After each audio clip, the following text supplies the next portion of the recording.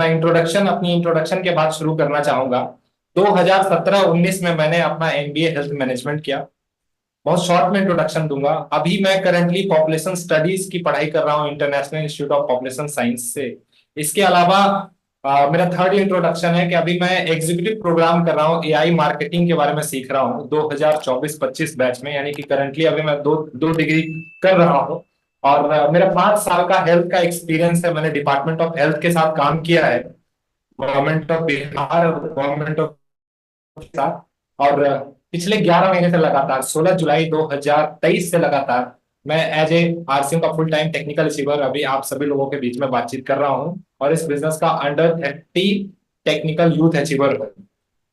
बहुत खुशी है, ये कुछ जर्नी है मेरी जिसको मैं दिखाना चाहता हूँ। 2018 के बाद मैं वत्स सर के साथ जुड़ा, और चैट विद सुरेंद्र जो प्लेटफॉर्म जिसको आप देखते हैं उसको मैं सर्व करता हूँ एज ए फाउंडर डायरेक्टर। मेरा सौभाग्य है कि डायरेक्ट सेलिंग का सबसे बड़ा चैनल मेरे हाथों से शुरू हुआ।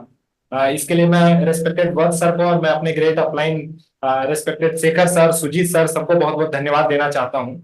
और शुरुआत करना चाहता हूँ डायरेक्ट सेलिंग से। क्या है डायरेक्ट सेलिंग? डायरेक्ट सेलिंग की अगर हम लोग बातचीत करें तो इसको 3 नामों से जाना जाता है: direct selling, network marketing, multi level marketing. और इसकी अगर हिस्ट्री की बातचीत करूं, आज तक किसी ने आपको इतिहास नहीं बताया हो, मैं गारंटी के साथ आपको कह सकता हूं। और अगर बताया भी होगा तो साल बताया होगा, डेट नहीं बताया होगा, इस बात की गारंटी आपको देता हूं। 1959 में अमेरिका में शुरू हुई लीगली रूप से, जो ऑन पेपर है। इससे पहले भी ये इंडस्ट्री शुरू थी लेकिन लीगली नहीं थी, लेकिन अभी भी जानी दी जाती है। जो इस इंडस्ट्री की जनक कंपनी है, आज अमेरिका में काम कर रही है, पूरे वर्ल्ड में काम कर रही है, 100 से ज्यादा कंट्रीज में काम कर रही है। उसकी शुरुआत हुई थी 9 नवंबर 1959 को, और मेरा भी जन्म नवंबर में ही हुआ। आज आपको बहुत सारी ऐसी चीजें पता चलेंगी, बहुत सारे ऐसे फैक्ट्स आपको पता चलेंगे जिससे हो सकता है कि आपका फ्यूज उड़ जाए। तो मैं चाहता हूं कि आप अपना फ्यूज जो है ना, अगर उड़ जाए तो चेंज कर लीजिएगा तुरंत से, क्योंकि बैक टू बैक आपके सामने बहुत सारे स्लाइड्स आएंगे और आप कंफ्यूज हो जाएंगे। जहां समझ में नहीं आएगी आप स्क्रीनशॉट लेके बाद में आगे बढ़ जाइएगा, और उतना भी समझ में नहीं आए तो यूट्यूब पे यूएस के चैनल पे जाइएगा और दोबारा से इस वीडियो को देख लीजिएगा। तो 1959 में इस इंडस्ट्री की शुरुआत हुई। इंडिया में 1990s के दौर में ये इंडस्ट्री की शुरुआत हुई। और आरसीएम, जिसको अभी नाम इसका चेंज हो गया है फैशन शूटिंग से, RCM consumer products private limited हो गया। इसकी शुरुआत 2000 ईस्वी में हुई। 2011-12 में इंडस्ट्री का बहुत टफ टाइम रहा, और 2014 में 4 दिसंबर को फिक्की के पीएमजी की एक रिपोर्ट आई, और रिपोर्ट को रिलीज की गई रामविलास पासवान जी के द्वारा।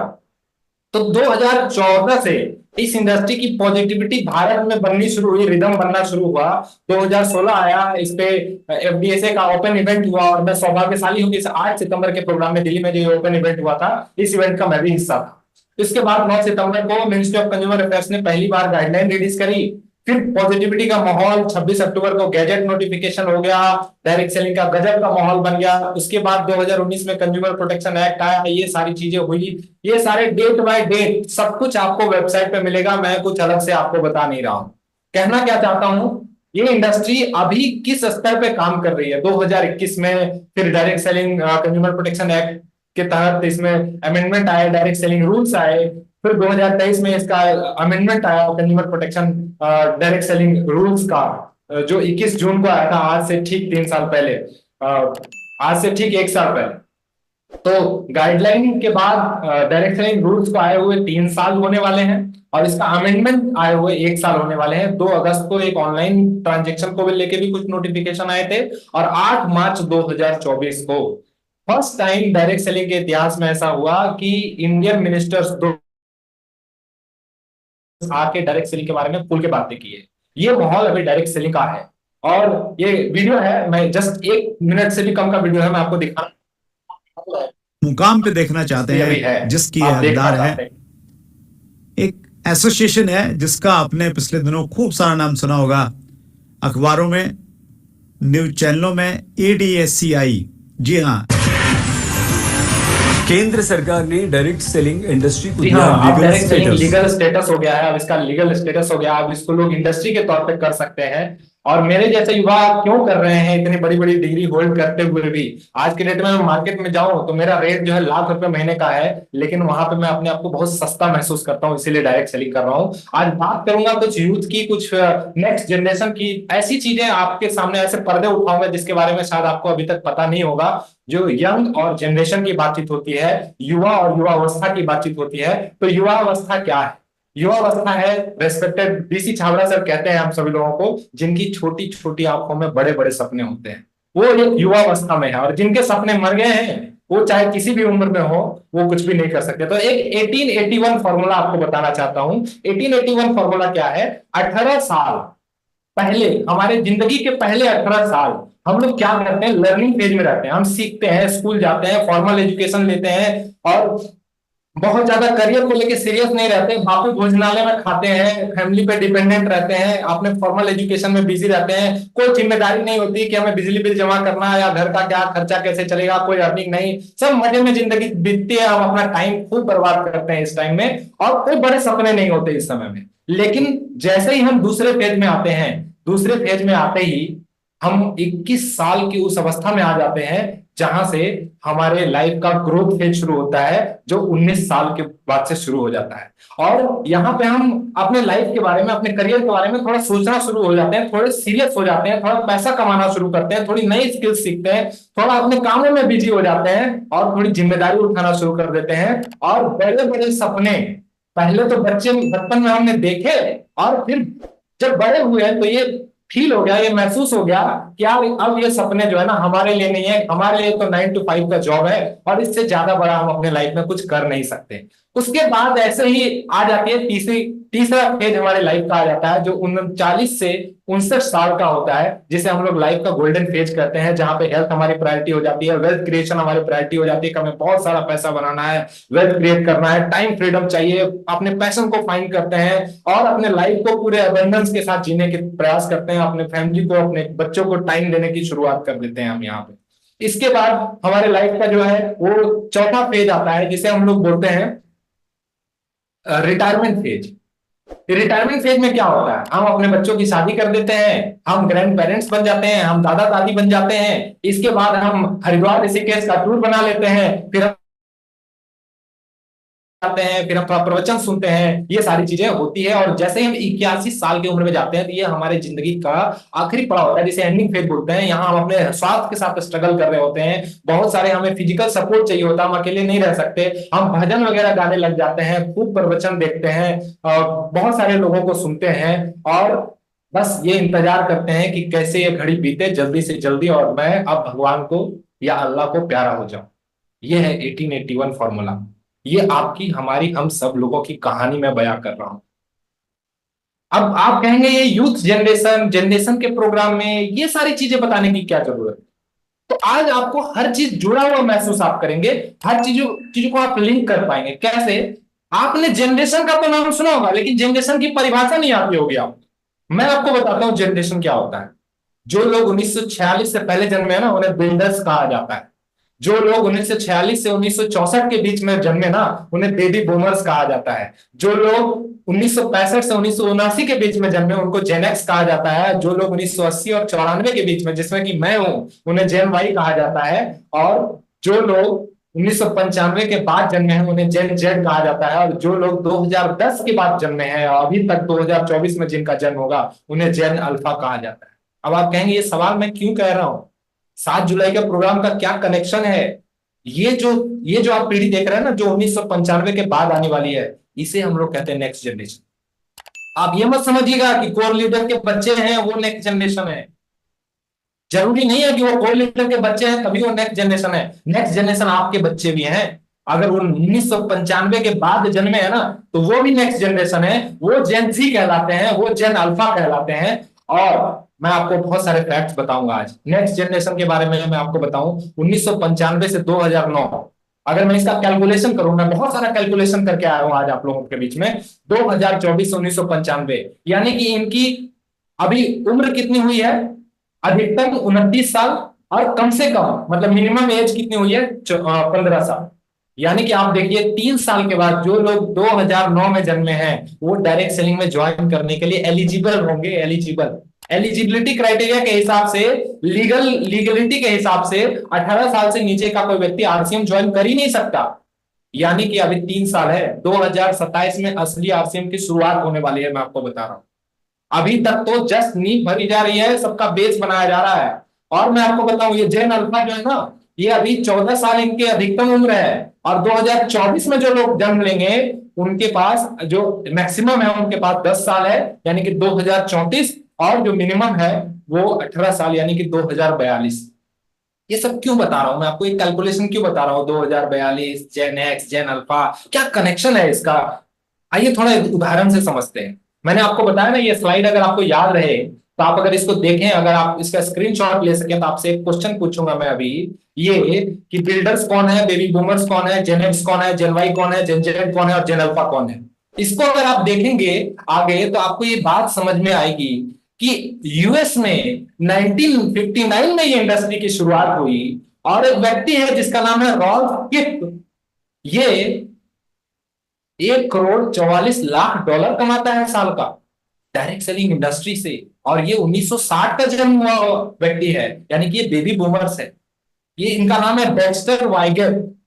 ये 1,20,000 1,20,00,000 कमाते हैं पर एनम, यूएस डॉलर में बता रहा हूं आपको। अगर आपको इंडियन में कन्वर्ट करना है ना तो 2 जीरो और लगा दीजिएगा। और ये बिल्डर्स कहलाते हैं। 10 एग्जांपल मैंने लिए हैं टॉप अर्नर्स के। हॉर्टन बक्स, ये भी 1,20,00,000 कमाते हैं साल के, और ये भी कौन है? 1960 में जन्मे हुए व्यक्ति हैं, यानी कि ये भी बेबी बूमर्स है। इनका नाम है जेफ रॉबर्टी, ये भी 1,80,000 कमाते हैं साल के डायरेक्ट सेलिंग इंडस्ट्री से, और ये भी कौन है? बेबी बूमर्स है।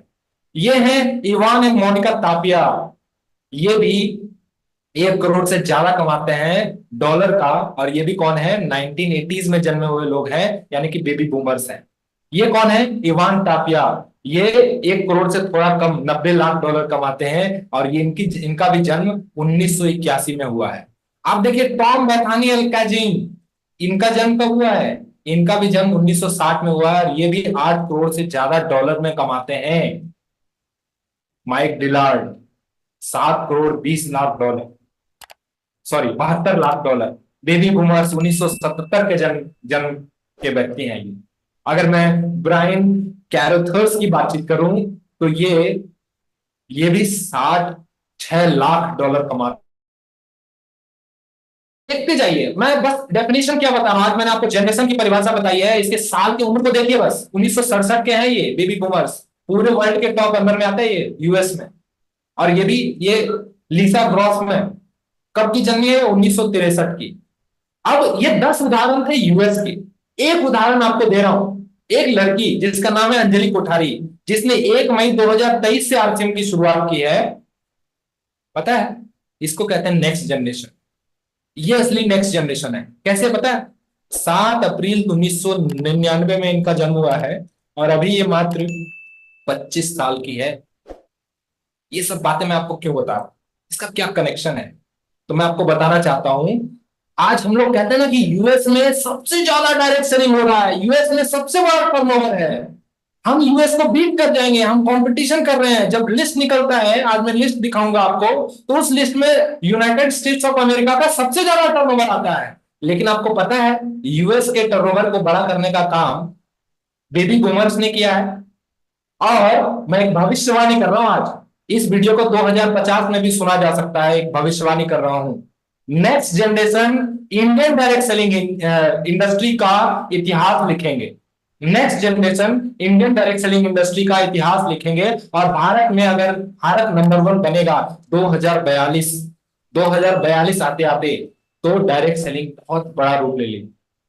आरसीएम में सफलता के लिए क्या चाहिए? आरसीएम में सफलता के लिए बहुत बड़ा विजन चाहिए, बहुत एक्साइटमेंट चाहिए, सिक्योरिटी के एग्जांपल चाहिए, ट्रस्ट चाहिए, ड्रीम चाहिए। और ये सब कुछ कहां मिलेगा? 7 जुलाई के इवेंट। मैं आपको एक वीडियो के माध्यम से दिखाना चाहता हूं। ये क्या आपको पता है 7 जुलाई को युवाओं की इवेंट कितनी पावरफुल हो सकती है? एक ऐसी जगह की कल्पना करो जहां सपने प्लान बनते हैं और प्लान एक्शन में बदलते हैं। यूथ एम्पावरमेंट, नेक्स्ट जनरेशन और फैमिली सिक्योरिटी के बड़े बड़े एग्जाम्पल्स को सुनने का मौका है। 7 जुलाई का इवेंट। इस 7 जुलाई पूरे भारत से आए हुए यूथ एम्पावरमेंट की मिसाल देने वाले युवा लीडर्स को आप देख और सुन पाएंगे लाइव। डायनामिक इवेंट का हिस्सा बने जो आपके स्किल्स को निखारेंगे और आपको नया विजन देंगे। इस इवेंट के बाद आपका जोश और जुनून भी आ जाएगा और इनसे प्रेरणा लेकर आप भी अपने नेटवर्क और बिजनेस को बढ़ा पाएंगे। आप जान पाएंगे कि कैसे इन्होंने अपने जीवन को विपरीत परिस्थितियों के बावजूद भी नया स्वरूप दिया है। यह इवेंट आपके जीवन का अब तक का सबसे अलग और बेहतरीन इवेंट होगा। आपके सपनों को पूरा करने के मार्ग आसान कर देगा। यह event youth empowerment, next generation और फेन मिली सिक्योरिटी के इस मेगा इवेंट में जुड़ी टीम के साथ आओ हम सब मिलकर इस इवेंट से पूरी दुनिया को यूथ और नेक्स्ट जनरेशन की शक्ति से रूबरू करवाते हैं। एम्पावरिंग यूथ इवेंट, जहां आप आपकी क्षमता को हकीकत में बदल सकते हो। 7 जुलाई सुबह 10 बजे त्यागराज स्टेडियम में मिलते हैं। सीटें सीमित हैं, तो अभी संपर्क करें। सीमित बात समझ में आई? तो मैं क्या कह रहा हूं, अभी गोल्डन एरा चल रहा है डायरेक्ट सेलिंग का। अभी डायरेक्ट सेलिंग की नींव रखी जा रही है। कैसे? क्योंकि डायरेक्ट सेलिंग की बहुत सारी चीजें, जैसे डायरेक्ट सेलिंग रूल्स 2021 आ गए हैं। अभी हम लोग इंफॉर्मेशन एज में हैं, बहुत फास्ट कम्युनिकेशन हो गया है, बहुत फास्ट ट्रांसपोर्टेशन हो रहा है, बुलेट ट्रेन बन रहा है इंडिया में, वंदे भारत ट्रेनें चल रही है, फास्ट इंटरनेट हो गया है, 6G आने वाला है, 7G की तैयारी चल रही है। आप बहुत सारे लोग तो 5G मोबाइल नहीं खरीदे हैं, मुझे समझ नहीं आ रहा कितने पीछे लोग चल रहे हैं। इसके बाद ई कॉमर्स को लिवरेज कर रहे हैं। RCM ने 700 से ज्यादा शहरों में ऑनलाइन डिलीवरी शुरू कर दी है। 1 बजे की बात, मैं बहुत सारे लोगों को मंच से ना आर्टिफिशियल इंटेलिजेंस बोलते हुए सुनता हूं, लेकिन आपको पता नहीं है ये ऑलरेडी कितने सालों से चल रहा है। आगे मैं दिखाऊंगा, आपको भरोसा नहीं होगा। मैं अभी जिस प्रोफेसर से पढ़ रहा हूं ना IIM में, उन्होंने अपनी PhD आर्टिफिशियल इंटेलिजेंस में IIT से 1990 के दशक में किया है। AI इतना पुराना है AI। उस समय उन्होंने PhD किया है। और मैं आगे बताता हूं इस इंडस्ट्री का क्या पोटेंशियल होने वाला है। भारत सबसे ज्यादा आबादी वाला देश, भारत जो है 50 साल तक डेमोग्राफिक ट्रांजिशन से गुजर रहा है। गूगल करिएगा, ये सारे फैक्ट मिलेंगे आपको, क्योंकि मैं पॉपुलेशन स्टडीज का विद्यार्थी हूं ना, तो ये सब चीजों के बारे में थोड़ा ज्यादा जानकारी रखता हूं। अमेरिका, यूरोप, जितने भी बड़े, चाइना, जितने भी देश आप देख रहे हैं ना जो टॉप 10 में आते हैं, सबकी पॉपुलेशन 30 साल से ऊपर की है। और अभी इंडिया में डेमोग्राफिक ट्रांजिशन का फेज चल रहा है जो 2010 से शुरू हुआ है, यानी कि जब से जेन अल्फा का जन्म होना शुरू हो गया है। जब से जेन अल्फा जन्म लेना शुरू किए हैं, तब से लेके आगे 2060 तक, यानी कि अगले अभी से अगर हम देखें तो लगभग 30 से 35 साल ये डेमोग्राफिक ट्रांजिशन चलेगा। और इसका मतलब है कि भारत लगातार लगातार लगातार यूथ कंट्री के लेवल को मेंटेन करेगा, अंडर 30 के लेवल को मेंटेन करेगा। और इसलिए ये यूथ इवेंट हो रहा है। यूथ कंट्री है, हमारा एवरेज एज 28 साल का है, 28 साल का। और मजे की बात पता है क्या है? डायरेक्ट सेलिंग का highest compound annual growth rate जो है वो 12% है। इतना किसी भी कंट्री का नहीं है। और मजे की बात है कि हम टॉप 10 कंट्री में नहीं है। ये सब मैं आपको क्यों बता रहा हूं, ये डेटा क्यों दे रहा हूं? ये जो बुद्धिमान बुद्धिजीवी लोग होंगे ना, जिन तक ये बातें अगर पहुंच गई ना, तो आपके साथ जुड़ने के लिए तैयार हो जाएंगे। हम तो बस ये सोचते हैं यार कि क्या हम सोचते हैं मेरा रॉयल्टी हो जाए, हम सोचते हैं मेरा टेक्निकल हो जाए। मैं ये सोच के नहीं आया इस इंडस्ट्री में, मैं बहुत बड़ी सोच के साथ आया हूं जो मैं आज आपको बताऊंगा। और बड़ी सोच का बड़ा जादू हो, या आप अपने अपलाइन के एसोसिएशन में रहिए, बार बार आपको एक ही बातें सिखाई जाएगी कि आपको बड़ा सोचना है, आपको बड़ा सोचना है। क्यों बड़ा सोचना है? आइए थोड़ा कुछ इंडस्ट्री के बारे में देखते हैं। फार्मास्यूटिकल इंडस्ट्री की शुरुआत 1968 में हुई। आज के डेट में 356 साल की इंडस्ट्री है। कपड़े की इंडस्ट्री की शुरुआत 1764 में हुई। आज के डेट में 260 साल की है। रेलवे इंडस्ट्री की शुरुआत 1825 में हुई। आज के डेट में 199 साल की इंडस्ट्री है। स्टील इंडस्ट्री की शुरुआत 1856 में हुई। आज के डेट में 168 साल की इंडस्ट्री है। ऑयल एंड गैस इंडस्ट्री की शुरुआत 1859 में हुई। आज के डेट में 165 साल की इंडस्ट्री है। टेलीफोन इंडस्ट्री की शुरुआत 1876 में हुई। आज के डेट में 148 साल की इंडस्ट्री है। इसके अलावा ऑटोमोबाइल इंडस्ट्री की शुरुआत 1880 में हुई। आज के डेट में 144 साल की इंडस्ट्री है। एविएशन इंडस्ट्री जो फ्यूल होता है उसकी शुरुआत 1903 में हुई और आज के डेट में 121 साल पुरानी इंडस्ट्री है। बॉलीवुड इंडस्ट्री जिसको आप देखते हैं, जो चांद देखते हैं, 111 साल पहले शुरू हुई थी। आर्टिफिशियल इंटेलिजेंस इंडस्ट्री 1940 में रोबोटिक्स की शुरुआत हुई थी। आज के डेट में 84 साल पुरानी कंपनी है, पुरानी इंडस्ट्री है। कंप्यूटर इंडस्ट्री 1946 में पहला कंप्यूटर बना था, 78 साल पहले। अब कुछ कलर आप मार्क कर पा रहे हैं कि 100 साल से कम वाले अभी ग्रीन पेज में चल रहे हैं। और ये सेमीकंडक्टर इंडस्ट्री, अभी भारत में इसका प्लांट लगने वाला है। जब ये बन जाएगा ना, जब ये प्लांट लग जाएगा ना, तो भारत सेमीकंडक्टर का सबसे बड़ा एक्सपोर्टर बनेगा, ऐसा मोदी जी ने अपनी स्पीच में बताया। नहीं है तो आज जाके गूगल पे सर्च कर लीजिए। तो अभी क्या है, ये ग्रीन लाइन जो आप देख रहे हैं, ये 100 साल से कम वाला, और अब ये तूफान मचा रहा है। लेकिन इसके बच्चे हैं कुछ। कौन कौन है इसके बच्चे? इसके बच्चे हैं डायरेक्ट सेलिंग इंडस्ट्री, जो अभी 75 साल भी पूरे नहीं किए। 1959 में बेचारे शुरू हुए थे, इंडस्ट्री की शुरुआत हुई थी दुनिया में, और आज के डेट में ये मात्र 65 साल की इंडस्ट्री। इंटरनेट इंडस्ट्री की शुरुआत 1960 में हुई थी, और अभी आज के डेट में मात्र 64 साल की इंडस्ट्री है। रिन्यूएबल इंडस्ट्री की शुरुआत 1970 में हुई थी, आज के डेट में ये 54 साल की इंडस्ट्री। मैं कहना क्या चाह रहा हूं, मैंने आपको बताया था ना, ये जो जेनजी है ना, जिस दिन ये 30 साल की उम्र में पहुंचेंगे या उससे पहले पहुंचेंगे और देखेंगे कि आरसीएम में 30 साल से पहले ही, 30 साल से कम उम्र में अगर हम रॉयल्टी बनते हैं, टेक्निकल बनते हैं, और वहां मुझे मंच पे सम्मानित किया जाता है, आपकी टीम में ज्वाइन करेंगे और सबसे ज्यादा जल्दी टेक्निकल रॉयल्टी पे जाएंगे, सबसे ज्यादा जल्दी। ये मैं विजन बता रहा हूं।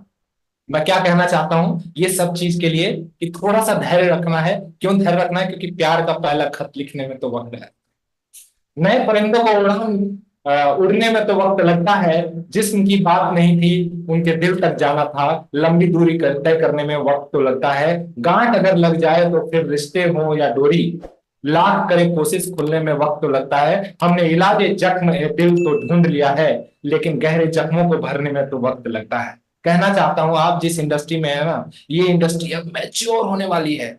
आरसीएम अब मैच्योरिटी की फेज में जा रहा है। अब यहां तूफान मचने वाला है। जब हम एरोप्लेन में जाते हैं ना, तो रनवे पे जाने के लिए उसके बाद फ्लाइट बंद कर दिया जाता है। 2 दिन पहले अमीर सोहेल जी कह रहे थे, अब हम लोग फ्लाइट मोड में जाने वाले हैं।